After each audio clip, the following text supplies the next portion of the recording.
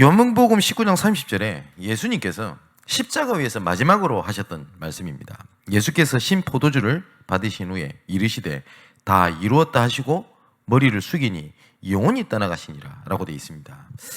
그리스도께서 십자가에서 완성하신 걸 보고 우리가 완성된 언약이라고 얘기를 합니다. 왜냐하면 이건 성취될 언약이 아니라 이미 성취되었고 구원은 완성이 되었습니다.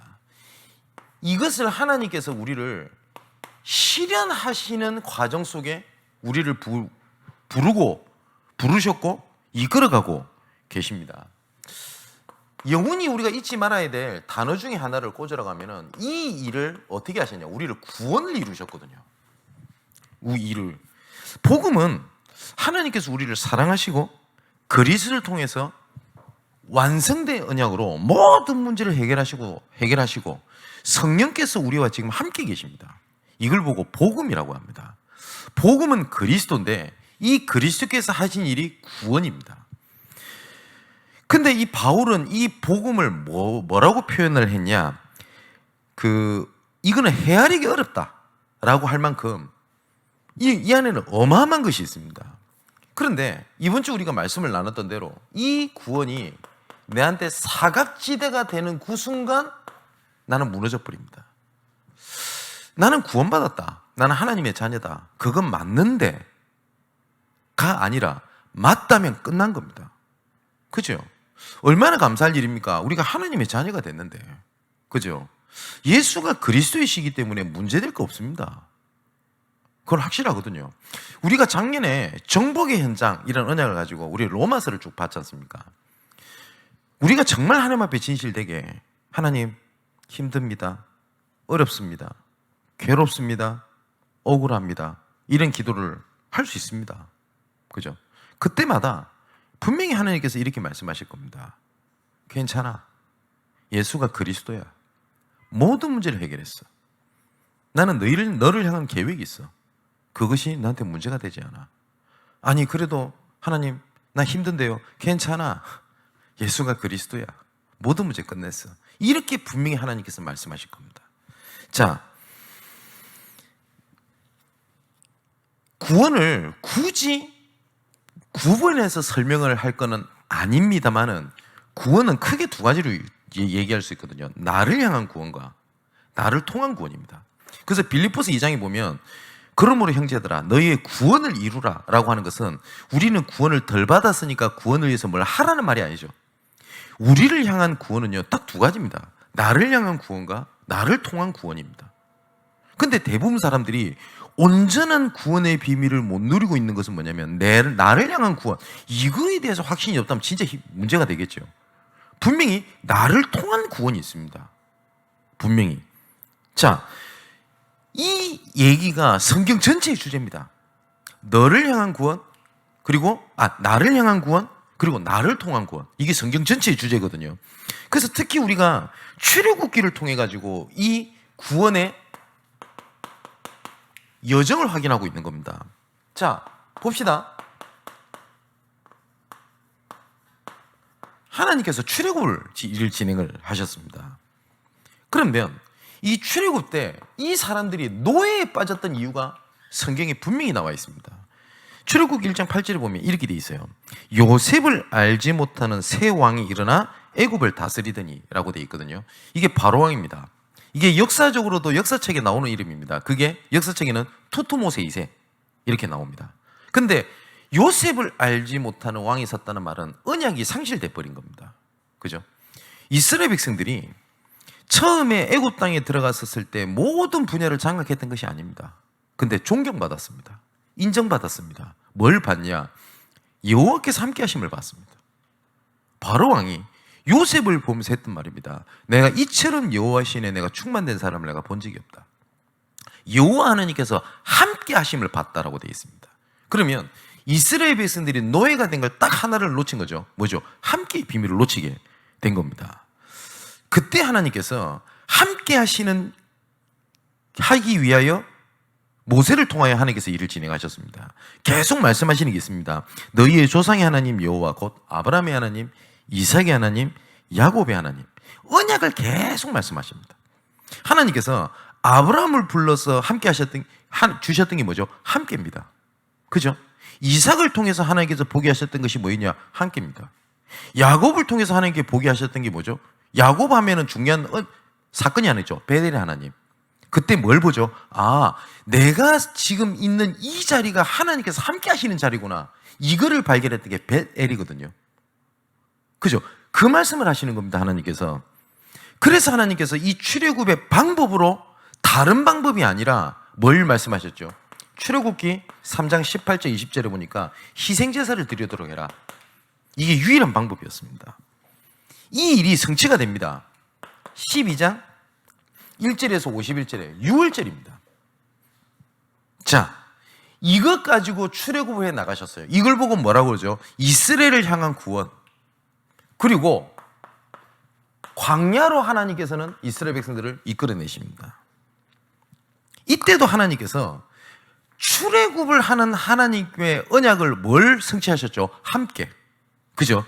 광야에서도 하나님께서는 뭘 계속 보게 하시냐? 함께입니다. 근데 이스라엘 백성들이 이 함께라고 하는 것들을 놓칠 때마다 문제가 이루어지게 됩니다. 성막, 절기, 율법 이거거든요. 근데 이것을 함께라고 하는 하나님의 은혜를 놓치게 되니 이게 전부 다 뭐가 되냐? 짐이 돼버리고 일이 돼버리는 거예요.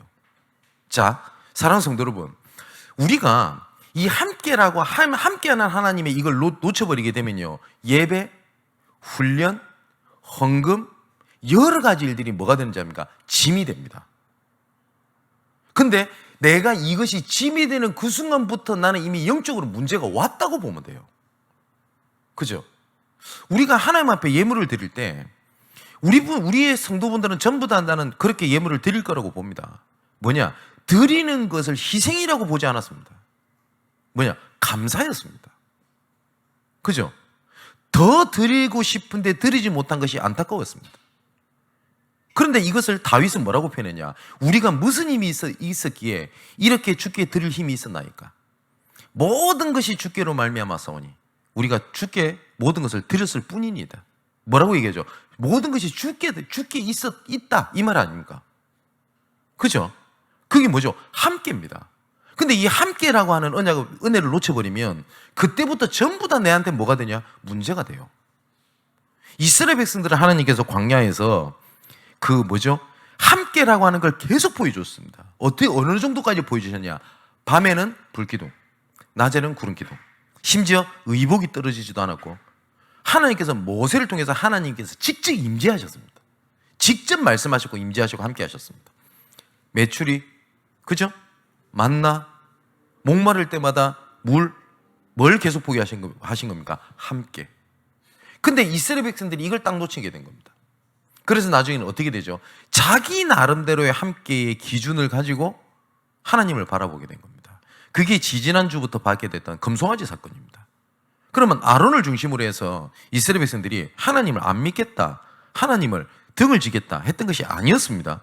뭐죠? 내가 원하는 복음, 내가 원하는 신앙을 얘기했던 거예요.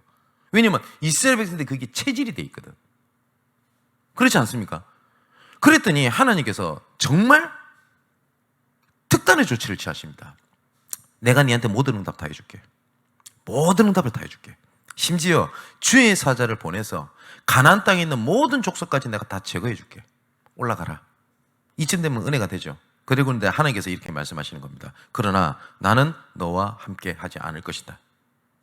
여러분, 엄청난 사건이거든요, 그거. 그렇지 않습니까? 우리가 함께라고 하는 게 언약이 무슨 말이냐면 내가 모든 것을 이뤄도 하나님의 자녀고 내가 모든 것을 얻어도 하나님의 자녀입니다. 증거가 와도 나는 하나님의 자녀고 하나님의 계획이 있는 거고 모든 것을 잃어버린 것 같아도 나를 향한 구원, 나를 통한 구원은 변함이 없습니다. 그 속에 있는 거거든요. 근데 하나님께서는 내가 너와 함께 하지 않겠다? 라고 말씀을 하십니다. 그래서 이번 주에 말씀을 보겠습니다만은 하나님께서 다시 모세를 통해서 이스라엘 백성들과 언약을 체결하는 장면이 나옵니다. 그때도 나오는 단어가 있습니다. 함께입니다. 그래서 모세가 하나님께 고백하는 장면이거든요. 출애굽기 33장 16절을 보니까 나와 주의 백성이 주의 목전에 주의 눈앞에 은총을 입은 줄을 무엇으로 알겠습니까? 자, 우리가 하나님의 자녀잖아요.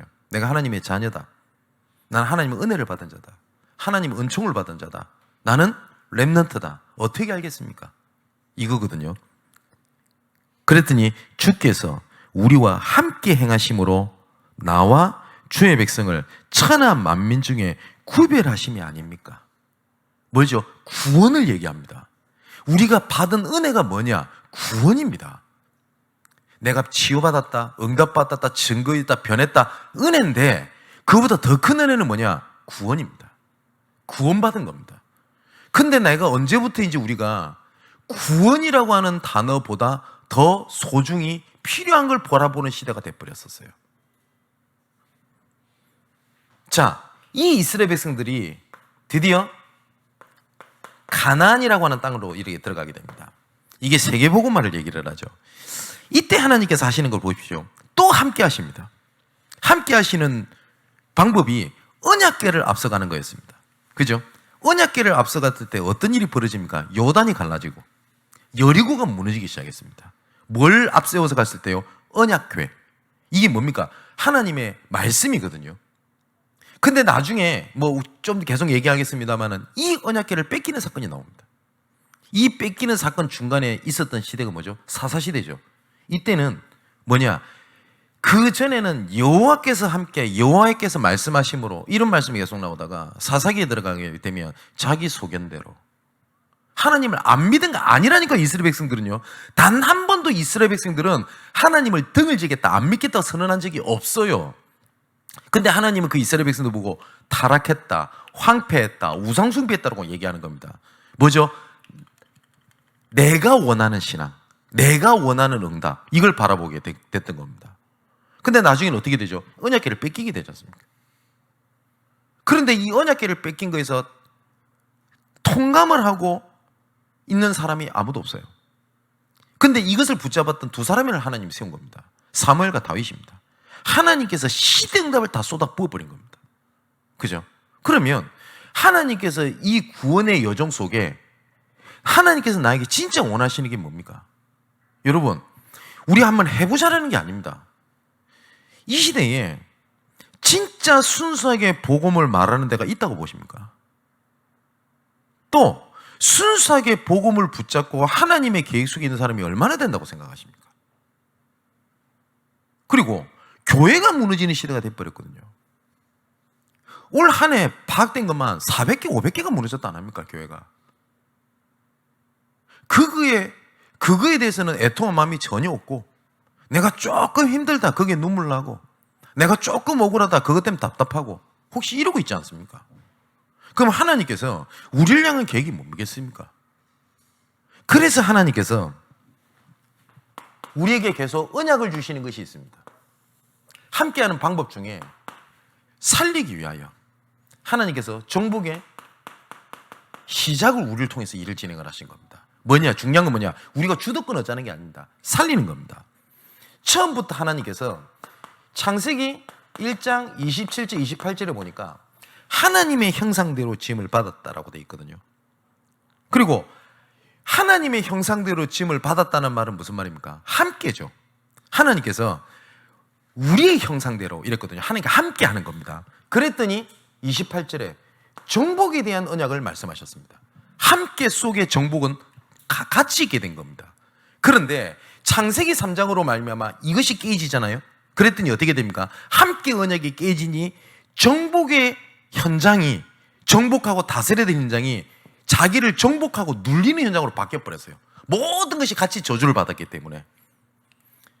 그런데 하나님께서 이 일을 그리스도를 통하여 하나님께서 이것을 다시 회복시키신 겁니다. 그래서 골로새서 2장 1절에서 7절에 보니까 바울이 이렇게 얘기를 합니다. 하나님의 비밀인 그리스도, 이렇게 표현해요. 바울은 하나님의 비밀이다. 왜냐? 그리스도가 아니면 하나님을 주라고 시인하지 못합니다. 하나님을 만날 수가 없습니다. 예수님께서 직접 말씀하셨습니다. 나를 본 것은 하나님을 본 것이라고 말씀하십니다. 하나님께서는 그리스도라고 하는 하나님의 자녀를 통하여 자기를 나타내십니다. 우리가 지난주 봤듯이 하나님이 임재를 했을 때 하나님께서 모세의 얼굴을 보지 못하도록 막으신 장면이 나오죠. 하나님을 보지 못합니다, 우리 인간은. 근데 그리스도를 통하여. 이 어마어마한 사건이거든요. 그래서 이 그리스도 안에 하나님께서는 모든 것을 감춰두셨습니다. 바울은 이걸 알았어요. 그래서 하나님의 비밀인 그리스도. 그러면서 뭐라고 얘기를 하죠? 그 안에는 지혜와 지식의 모든 보화가 감춰져 있느니라. 그러면서 이렇게 얘기를 합니다. 내가 이것을 너희한테 말하면 아무도 교묘한 말로 너희를 속이지 못하게 하려 하는 것이다. 그때 당시에도 이렇게 얘기를 합니다. 그래, 예수 믿고 구원받는 건 맞아. 그래도 할례해야 되잖아. 그렇게 얘기를 합니다. 맞죠? 그래, 예수 믿고 구원받는 건 맞는데 그래도 하나님 자녀가 지켜질 거야 되잖아. 근데 이 말이 굉장히 논리적으로도 맞습니다. 하나님의 자녀가 그렇게 하면 안 돼요. 논리적으로 맞아요. 그런데 이거는 그리스도를 약화시키는 거거든요. 그렇지 않습니까? 근데 이 얘기를 불신자가 아니라 믿는 자가 어떻게 하냐? 복음을 약화시키는 일에 동참을 하게 된 겁니다. 많은 사람이 이렇게 합니다. 어떻게 목회자가 저럴 수 있냐라고 얘기를 합니다. 예, 그러면 진짜 묻겠습니다. 목회자 그러면 안 되지요. 그러면 하나님 보실 때 나는 하나님 앞에 깨끗합니까? 그러면 나는 집사인 내가 그러면 안 되지라고는 생각 안 하잖아요. 그 속에 뭐가 있죠? 나는 저 정도는 아니지 않냐, 이 말 아닙니까? 근데 예수님께서 이렇게 말씀하셨습니다. 남을 보고 미워하는 건 이미 살인한 거라고 되어 있어요. 근데 우리는 살인 보면 욕해버리거든요. 나는 다른 사람 미워, 욕하면 같이 욕하면서. 그래서 예수님이 하신 말씀입니다. 남의 눈에 있는 티끌 보지 말고 네 눈에 있는 들 보러 봐라. 그렇게 말씀 안 하셨습니까? 그래서 저 사람은 그리스도가 필요한 겁니다. 그리고 그런 문제가 절대 복음을 무너뜨리지 못합니다. 그래서 바울이 얘기를 한 겁니다. 아무도 교묘한 말로 이걸 썩이지 못하게 하려 함이니라. 그러면서 7절에는 뭐라고 되어 있죠? 그러므로 너희가 그리스도 예수를 주로 받았으니 그 안에서 행하되 그 안에 뿌리를 박으며 세움을 받아 교훈을 받은 대로 믿음에 굳게 서서 감사함을 넘치게 해라. 이게 살리는 정복의 시작입니다. 하나님께서 우리의 시작은 우리가 뭘 해보자, 우리의 시작을 말하는 게 아닙니다. 이 정복의 시작이라고 하는 것은 하나님께서 우리를 향해 시작하셨다라는 겁니다. 복음은 나라는 단어가 필요 없어요. 내가 뭘 시작하자는 게 아닙니다. 하나님께서 시작하셨다. 그래서 빌립보서 1장 6절은 뭐라고 되어 있죠? 처음부터 선한 일을 시작하시니가, 복음의 일을 시작하시니가 마지막 날까지 이루실 줄을 우리가 확신하노라. 우리 기준으로만 하면 이렇게 얘기를 해요. 처음부터 이 선한 일을 시작하신 이 일을 위하여 우리가 마지막 날까지 이루어야 할 것이니라. 이래야지 우리 입장에서 맞아요. 근데 하나님께서 뭐라고 말씀하시냐? 처음부터 선한 일을 시작하신 이가 마지막 날까지 이루실 줄을 우리는 확신하노라. 여기 주체가 누구죠? 하나님이. 우리는 뭡니까? 보는 증인이라 이 말입니다. 그래서 고린도후서 4장 1절에 11절에 보니까 이렇게 되어 있습니다.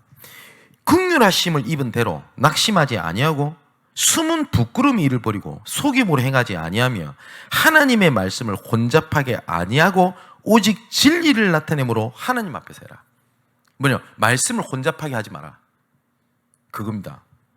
왜냐면은 고린도서 4장 4절에 보니까 이 사단의 목적은 딱 한 군데 있습니다. 이 그리스도의 복음의 강체가 비치지 못하도록 막는 겁니다. 왜냐? 그리스도는 하나님의 형상이니라. 이걸 얘기를 하죠. 하나님의 형상.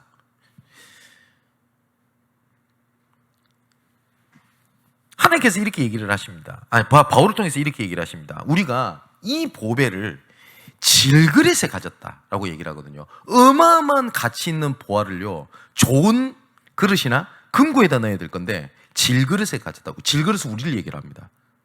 아니, 말이 됩니까? 근데 하나님께서 이렇게 말씀하셨어요. 심히 큰 능력은 하나님께 있고 우리에게 있지 아니함을 알게 하시기 위해서 하나님께 그렇게 하셨대요. 아니, 이렇게 부족하고 무능하고 문제 많고 사고치고 연약한 우리에게 하나님께서는 그리스도를 주셨대요. 그럼 우리의 기준은 이렇잖아요. 예수 믿는 사람이 저것밖에 안 되나? 그러잖아요. 근데 하나님께서 뭐라고 말씀하시냐? 심히 큰 능력이 사람에게 있지 아니하고 하나님께 있는 것을 알게 하려 함이니라. 그것 때문에 어떻게 해요? 우리가 사방으로 우겨쌈을 당하여도 쌓이지 아니하며 답답한 일을 당하여도 낙심하지 아니하며 박해를 받아도 버림받지 아니하고 거꾸로 뜨림을 당하여도 망하지 아니하고 우리가 항상 예수의 죽음을 짊어지면 예수의 생명이 또한 우리 몸에 나타내게 하려 함이니라. 문제가 되지 않도록 하신다고 되어 있거든요. 왜냐? 질그리의 보화 때문에. 오늘 본문에 예수께서 모든 문제를 끝나시고 시작을 하신 것이기 때문에 영적인 훈련 두 가지를 하는 겁니다. 뭐냐? 모든 문제를 끝내셨기 때문에 문제 삼지 않는 훈련입니다. 두 번째, 맡김의 훈련입니다. 이 두 가지는 우리 렘넌트들이 어릴 때부터 보도록 해야 되고 또한 하나님께서 여러 가지 사건, 문제, 갈등을 통해서 하나님께서 보게 하시는 것이 이 두 가지 훈련입니다. 문제 삼지 마라. 왜냐? 문제 아니다. 자, 진짜 문제라면 답이 있어요. 근데 문제가 아닌 것을 문제 삼으면 절대 답이 없어요. 맞죠? 바울이 유라굴로 폭풍이라고 하는 진짜 문제를 만난 겁니다. 그때 하나님께서 어떻게 하죠? 기적을 베푸셨습니다. 문제가 있으면 해답이 있습니다. 근데 우리가 대부분 문제로 보는 것은 문제가 아닌 것들이 거의 대부분이에요. 그렇게 해서 인생을 허비를 다 해버리는 겁니다. 그러다 보니까 정복이라고 하는 단어의 맛도 못 보고 인생을 허비를 다 해버린 거예요. 삶, 의식주 문제, 인간관계 문제, 여기 다 끝내버린단 말이에요. 하나님께서 뭘 말씀하셔? 문제 아니라고 얘기를 안 하십니까? 그 하나님께서 정복을 시작하신 것을 확인할 수 있도록 하나님이 우리에게 주신 게 정복의 현장입니다. 자, 뭘 하나님께서 예비하셨냐? 다시는 우리가 무수하는 종의 영을 받지 아니하고 양자의 영을 받았다라고 돼 있어요. 그건 무슨 말이죠? 신분 흐름이 바뀌어버렸다 이 말입니다. 로마서 11장에는 바울이 이거를 뭐라고 얘기를 했냐? 참 감람나무, 돌 감람나무 두 가지를 얘기를 합니다. 안 좋은 열매를 맺을 수밖에 없는 돌 감람나무에 있는 가지, 맞죠? 이 가지가 아무리 발버둥을 쳐도 좋은 열매를 맺을 수 없어요. 왜냐? 뿌리 자체가 안 좋은 열매를 맺을 수밖에 없는 돌 감람나무, 무수하는 종의 영의 흐름 속에 있기 때문에. 그런데 하나님의 은혜로 돌 감람나무에 있는 가지를 꺾어서 좋은 열매를 맺을 수밖에 없는 참 감람나무에 접붙임을 한 겁니다. 단지 뿌리가 바뀐 거예요. 이걸 보고 구원이라고 얘기를 합니다. 영접하는 자, 곧 그 이름을 믿는 자들에게는 하나님의 자녀가 되는 권세를 주셨으니. 많은 사람이 이렇게 얘기합니다. 영접한다 되나? 예, 영접하면 됩니다. 많은 사람이 얘기를 합니다. 뭐 영접 여러 가지 일어난다고 되나? 아니요, 영접하면 하나님의 자녀가 됩니다. 근데 이 사람이 뭐 변하고 안 변하고 그거는 우리의 시간표에 달려 있지 않습니다. 하나님의 시간표에 있습니다. 맞죠? 자, 모든 것이 바뀌었거든요. 그렇기 때문에 더 이상 그 전에는 정복당했던 현장이지 않습니까? 근데 이것을 전부 다 하나님께서 정복과 현장으로 예비해 두신 겁니다. 이걸 보고 하나님의 절대 주권이라고 그래요. 자, 잘 보십시오. 노예에 빠져서 있는 이스라엘 백성들이랑 이것을 하나님께서 정복의 현장으로 예비됐다는 것을 봤던 모세, 이드로, 그리고 여호수아, 갈렙 달랐어요. 맞지요? 자, 포로에 붙잡혀 있는 그때를 모든 민족에게 여호와 이름을 알리게 하는 하나님의 예비된 응답으로 받던 사람이랑 포로로 잡혀서 우린 죽었다 끝났구나라고 생각하는 사람이랑 달랐어요. 예레미야를 통해서 이렇게 말씀하셨습니다. 나는 너희를 향한 나의 생각을 내가 안 하니 재앙이 아니요 평안이라, 미래와 희망을 주는 것이라. 이해됩니까? 이사야를 통해서 이렇게 말씀하셨습니다. 이전 일은 기억지도 말며 생각지도 말라. 보라, 나 여호와가 새 일을 행하겠다. 이해될까요, 이 말이요? 아니, 모든 사람은 위기라고 얘기를 안 합니까? 목사님, 저는 자녀 문제, 남편 문제, 경제 문제 다 문제입니다라고 얘기를 하는데 하나님은 뭐야? 난 너희들에게 희망을 주는 것이라 라고 얘기를 해요. 그래서 조금만 나라고 하는 것을 넘어서서 보면 모든 것이 예비가 돼 있는 거예요.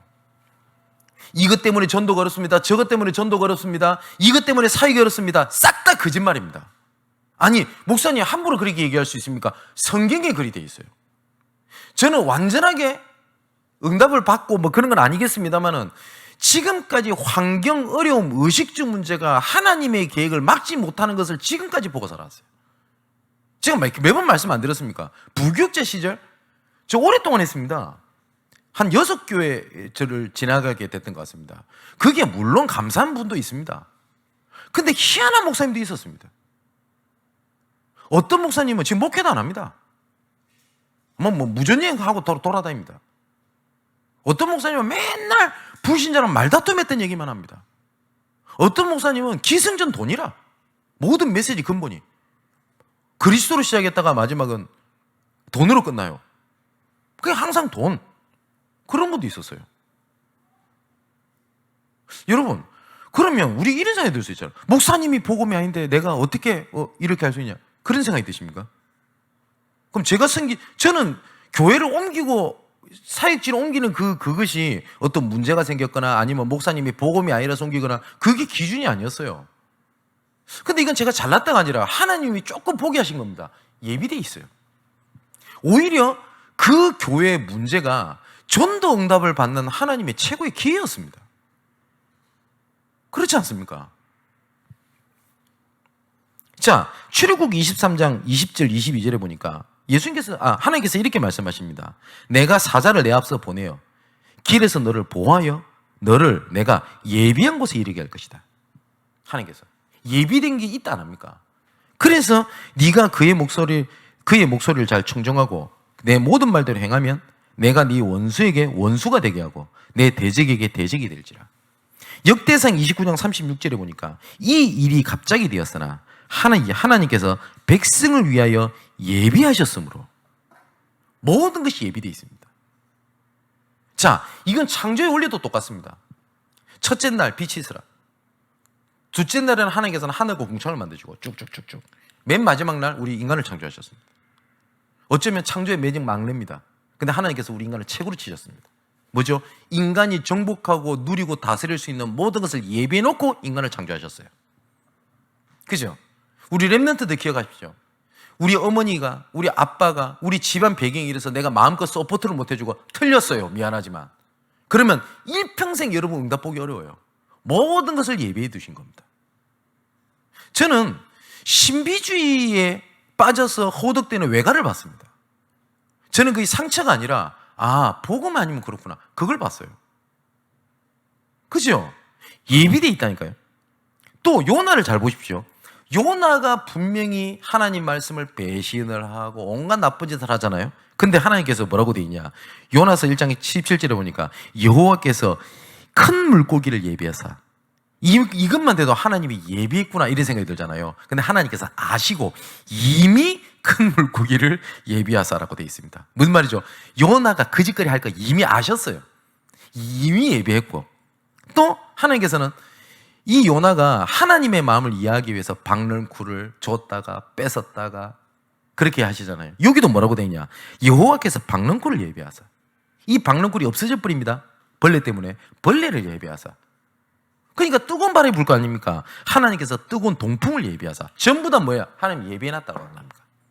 그죠? 그러면 모든 것이 하나님 절대주권입니다. 자, 내가 억울한 일을 당했다. 그렇다 할지라도 그것도 하나님께서 한 절대주권 속에 있습니다. 그러면 중요한 거는 이거를 예비된 걸 보냐 아니면 문제 삼냐는 겁니다. 지금 우리 주변에 일어나는 내 지금 상황이 하나님께서 정복을 시작하시기 위해서 응답하신 현장으로 예비해 주신 것이지 문제가 아니라는 거거든요. 자, 이걸 놓고 하나님께서는 절대 주권 속에 절대 계획을 이루어 가십니다. 뭐죠? 나를 통한 구원 계획입니다. 이거를 하나님께서 계속 알리고 계시거든요. 말씀을 통해서. 이거를 절대 언약으로 하나님께서는 방향을 가지고 이끌어 가세요. 그러면 우리의 삶이 하나님의 절대 요정 속에 있는 겁니다. 반드시 하나님께서는 절대 응답, 절대 작품을 하나님께서는 준비하고 계시거든요. 이걸 보고 뭐라고 그러냐? 언약의 여정 이렇게 얘기를 합니다. CVDIP라고 얘기를 하죠. 이 여정 속에 내가 있는 현장이지 문제가 아니라는 겁니다. 그래서 처음에 내가 드린 말씀 되게 중요합니다. 문제 삼지 마라. 문제 삼지 마라. 문제가 왔을 때 짜증날 수 있어요. 그죠? 그 문제가 왔었을 때 힘들다, 어렵다, 눈물 난다, 모든 사람은 그렇습니다. 그런데 여기에 묶이냐, 묶이지 않느냐입니다. 그죠? 다윗도 시편 읽어보면 어려움이 왔을 때 어렵다고 얘기합니다. 단지 묶이지 않았을 뿐입니다. 초대교회 사람들도 어려움 왔습니다. 힘들었습니다. 단지 묶이지 않았어요. 자, 하나님께서 예수 그리스도를 보내서 하신 말씀입니다. 십자가에서 다 이루었다. 이제는 이것을 내가 있는 현장에서 응답으로 찾아내라. 그게 올해 언약입니다. 실현. 자, 똑같은 말씀입니다. 하나님의 응답의 실현을 위한 하나님의 방법이 있을 거 아닙니까? 하나님의 방법이. 어떻게 하나님의 말씀을 실현시킬 겁니까? 하나님은 나와 함께 하십니다. 위드. 하나님께서는 우리와 함께 하십니다. 임마누엘. 모든 것을 통하여 함께 하십니다. 원냈습니다. 그게 하나님의 방법입니다. 자, 내가 하나님과 함께 하는 것처럼 보이지만 하나님이 나와 함께 하시는 거거든요. 지금도 내가 넘어져서 눈물 흘리는 이 순간도 하나님은 함께 하십니다. 그러면 답은 간단합니다. 하나님께서 함께 하시는 것을 바라보는 나의 오직의 스케줄을 빨리 찾아내는 게 키 중의 키입니다.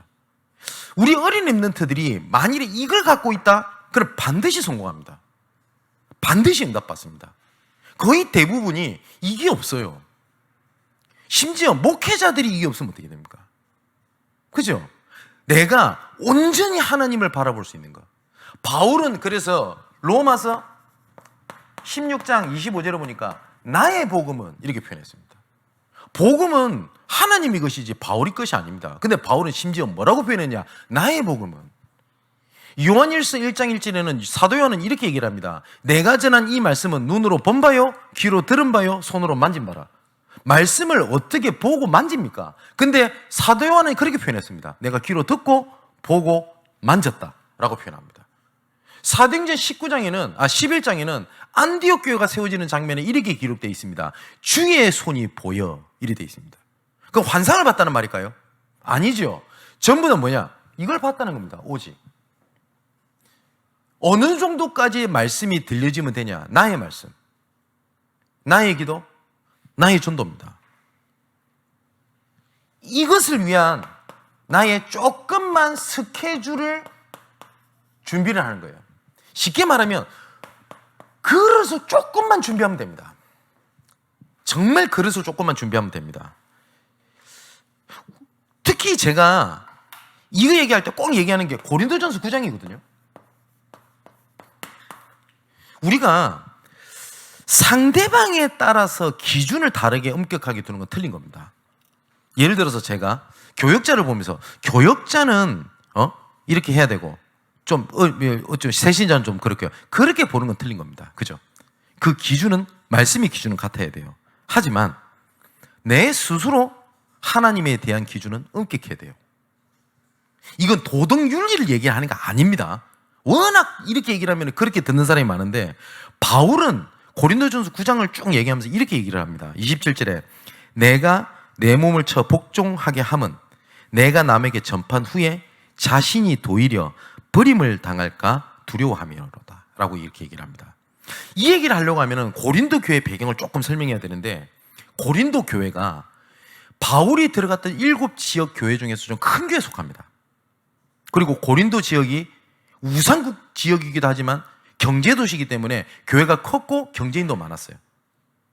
근데 이 교회가 난리가 납니다. 가장 중요한 하나가 지도자가 혼란이 와버리게 됩니다.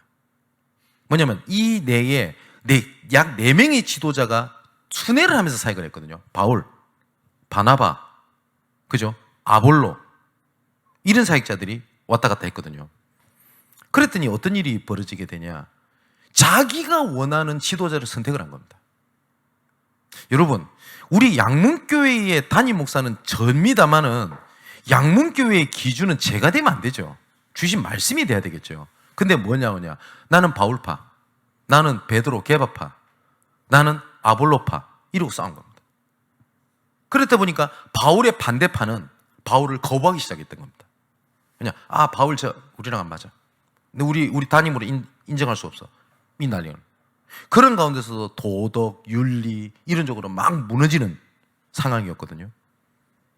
그러다 보니까 베드로 입장에서는요, 지지를 받을 수밖에 없었어요. 왜냐하면 베드로는 철저한 유대인입니다. 근데 이 고린도 교회 안에는요, 모든 초대교회가 다 그랬어요. 유대인 출신의 기독교인, 이방인 출신의 기독교인이 있단 말이에요. 근데 유대인 출신 입장에서는 유대인 중심으로 바라보는 색깔이 있겠죠. 근데 바울이 보면은 고넬료 집에 들어갈 때 그 떨어뜨걸 봤었을 때는 유대인 체질이 있었다고요. 근데 고린도 교회 마찬가지잖아요. 그러니까 유대인 출신의 예수 믿는 사람들은 누구를 지지하게 되죠? 당연히 베드로를 지지할 수밖에 없어요. 근데 그 입장에서 바울은, 그 사람들 입장에서 바울은요, 이 사람은 줏대금 사람인 거예요. 이런 배경 속에서 바울이 편지를 보낸 겁니다. 그래서 뭐라고 보내냐? 우리가 먹고 마실 권리가 없겠냐? 그리고 나도 아내를 데리고 다닐 권리가 없겠냐? 아마 이 말이 있었던 것 같아요. 베드로는 아내가 있었어요. 근데 바울은 아내가 없었어요. 그러니까 조금 예를 들어 이런 규모를 준비한 입장에서는 그래도 목회자는 결혼해야지, 이런 게 있었겠죠. 그냥 바울이 이 얘기를 했던 걸 봐서 이런 얘기가 나왔던 것 같아요. 왜 니는 결혼 안 하고 네 혼자 돌아다니냐, 득스럽지 않게. 그래서 바울이 했던 얘기입니다. 내가 아내를 데리고 다닐 권리가 없겠냐? 그런데 내가 이런 권리를 주장할 수도 있다, 나도. 근데 내가 이런 권리를 주장하지 않는 이유는 그리스도의 복음에 아무 장애가 없게 하려고 하는 것이지, 내가 권리를 따르지 않거나 아니면 꼭 이렇게 해야 된다라고 얘기하는 것은 아니다. 그리고 내가 모든 사람에게 자유로우나 스스로 모든 사람의 종이 된 것은 더 많은 사람을 얻기 위함이고, 율법 아래 있는 자 같이 된 것은 율법 아래 있는 자들을 얻고자 함이고, 율법 아래 없는 자들과 같이 된 것은 율법 없는 자를 건져내려고 하는 것이지 내가 줏대 없는 것이 아니야. 바울이 말하는 건 이거였어요. 내가 여러 사람에게, 바울이 이 얘기를 들었던 게 확실합니다. 왜? 바울은 색깔이 없어. 이 사람한테 이 말했다가 저 말했다가, 어떤 사람한테는 엄했다가 어떤 사람한테는 자유했다가, 그러면서 이 얘기합니다. 내가 여러 사람에게 여러 모습이 된 것은 아무쪼록 몇 사람이라도 구원하고자 함이니 내가 복음을 위하여 모든 것을 행함은 복음에 참여하기 위함이라. 내가 저 사람을 살릴 수 있으면 내가 밑바닥에 갈 수 있고, 내가 정말 저 사람을 살려내기 위하여 일하면 내가 더 율법적으로 될 수 있어. 그럼 바울은 이걸 해야 된다 안 해야 된다 그 기준이 아니죠. 바울의 기준의 그릇은 뭐였습니까? 이거였어요. 생명. 그렇지 않아요? 자, 조금만 하나님께서 응답하고 계시기 때문에 이런 조금만 그릇을 준비하면 됩니다. 아까 처음에 말씀드렸던 거 진짜 잊지 마십시오. 문제 삼지 않는, 문제가 아니니까. 문제가 맞다고 생각하는데 문제 삼지 말라고 하면 정신병이죠. 문제가 아니니까. 그리고 맡기는 겁니다. 이 세 가지 주제로 올 한 해 세부적인 부분들을 말씀을 드린 겁니다. 자, 이제는 10월부터가 되면 이제 전도학교 체제로 돌아가면서 우리가 계속 확인하고 볼 게 있습니다. 결론입니다. 뭘 보는 거냐? 이 하나님 살리는 정복에 대한 시스템입니다.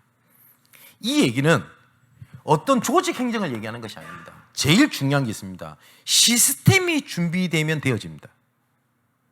어떤 회사는 계속 돈이 벌리는 회사가 있습니다. 이건 뭐냐? 시스템이 준비가 돼 있어서 그래요. 어떤 사람은 전도하려고 그렇게 몸부림을 치는데 전도가 안 되는데, 저 사람은 계속 이상하게 사람이 붙어요. 뭔지 압니까? 시스템이 준비가 돼 있어서 그래요. 그것처럼 영적인 시스템을 어떻게 준비할 거냐? 조금 내년에는 실천이라고 보시면 되고 미션이라고 보시면 될 것 같습니다. 두 번째, 삶에 대한 시스템을 어떻게 응답받아 갈 거냐? 세 번째, 현장 시스템입니다. 이거를 파라라고도 하죠. 그죠?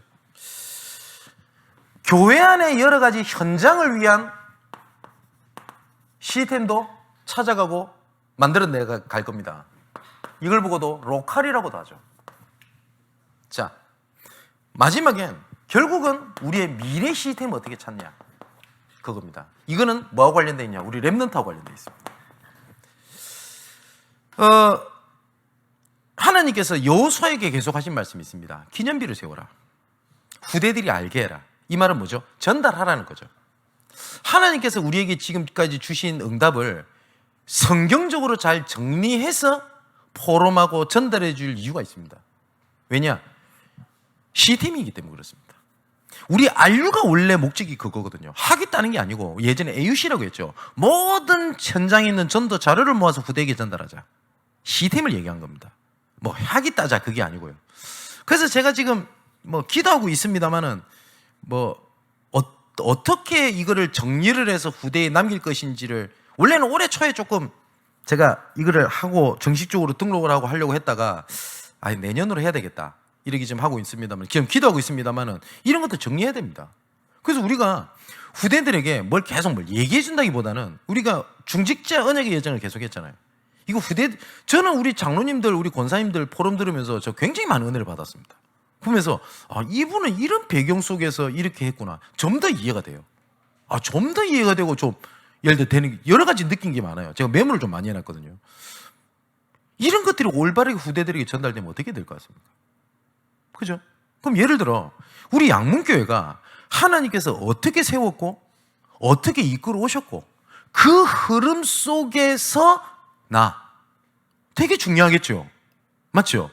그 흐름 속에서의 교역자, 그 흐름 속에서의 중직자, 그 흐름 속에서 렘넌트 중요하겠죠. 그죠? 그런데 이런 것들을 놓치고 맞니 안 맞니, 여기서는 이렇게 하니 저렇게 하니라고 하는 말이 다 맞는 말일 수 있지만 시간표 안 맞을 말일 수도 있단 말이에요. 이런 시스템들을 찾아가게 될 겁니다. 지금까지는 조금 이 5가지 방향으로 있는데 이 세부적인 것들은 하나님께 더 주실 거라고 생각을 합니다. 지금 몇 년째 주셨던 말씀을 간단하게 요약을 한 겁니다. 하나님께서는 지금 완성된 응답으로 주셨습니다. 정복을 시작해라. 이거는 내가 뭘 하자는 게 아닙니다. 하나님이 시작하셨다. 하나님이. 그래서 하나님께서는 예비된 현장으로 주신 거다. 지금 문제처럼 보이지만 예비된 정복의 현장으로 봐라. 그걸 어떻게 실현하겠냐? 함께 주신 말씀을 조금 그릇을 준비하는 거다. 이제는 이것을 조금 현실화시켜서 시스템으로 찾아내는 거다. 이게 재작년, 작년, 올해, 내년에 주실 언약입니다. 정말 말씀에 인도받는 여러분 되시기를 주님의 이름으로 축원을 드립니다. 기도하겠습니다. 올 한 해 중직자 전도훈련의 말씀으로 함께 하신 나의 아버지 하나님을 찬양을 드립니다. 많은 부분들을 말씀을 주신 것 같지만 모든 언약의 근본은 함께임을 믿습니다. 나를 향한 구원, 그리고 나를 통한 구원을 성취시켜 주옵소서. 이 일을 위하여 처음부터 우리를 부르시고 시작하셨으니 모든 것이 그 응답을 확인하는 현장이 되게 하시고 함께하는 것 속에 실현의 증거를 허락하여 주옵소서. 주신 은혜를 이제 현장에, 우리 후대에, 그리고 교회의 모든 분야에 전달해야 되겠습니다. 주신 말씀처럼 주의 영광을 우리에게 보여주시며 우리를 통하여 주의 영광이 나타나게 하여 주옵소서. 살아계신 예수 그리스도 이름으로 기도하옵나이다. 아멘.